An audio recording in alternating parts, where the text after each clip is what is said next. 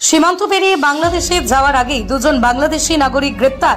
অবৈধভাবে ভারত থেকে বাংলাদেশে যাওয়ার সময় দুজন বাংলাদেশি নাগরিককে গ্রেপ্তার করে বসিরহাট মহকুমা আদালতে পেশ করল স্বরূপনগর থানার পুলিশ। পুলিশ সূত্রে জানা যায়, স্বরূপনগরের ভারত বাংলাদেশ বিথারি সীমান্ত দিয়ে আজ রবিবার ভোরে দুজন বাংলাদেশি নাগরিক তারা সীমান্ত পেরিয়ে বাংলাদেশে যাবার চেষ্টা করছিল। সেই সময় সীমান্তরক্ষী বাহিনীর জওয়ানরা তাদেরকে জিজ্ঞাসাবাদ করলে কোনো বৈধ কাগজপত্র দেখাতে পারেনি। এরপরই তাদেরকে আটক করে স্বরূপনগর থানার পুলিশ হাতে তুলে দেয়। এরপরই স্বরূপনগর থানার পুলিশের পক্ষ থেকে দুজন বাংলাদেশি নাগরিককে প্রাথমিকভাবে জিজ্ঞাসাবাদ করে জানতে পারে তাদের নাম নাসির শেখ ও তারিফা বেগম। তাদের বাড়ি বাংলাদেশের নড়াইল এলাকায়। দীর্ঘদিন ধরে কাজের সূত্রে এদেশে থাকত। এরপরই আজ রবিবার ভোরে তারা দেশে ফিরে যাচ্ছিল। কোনো বৈধ কাগজপত্র না থাকায় স্বরূপনগর থানা পুলিশ ওই দুজন বাংলাদেশ নাগরিককে গ্রেপ্তার করে।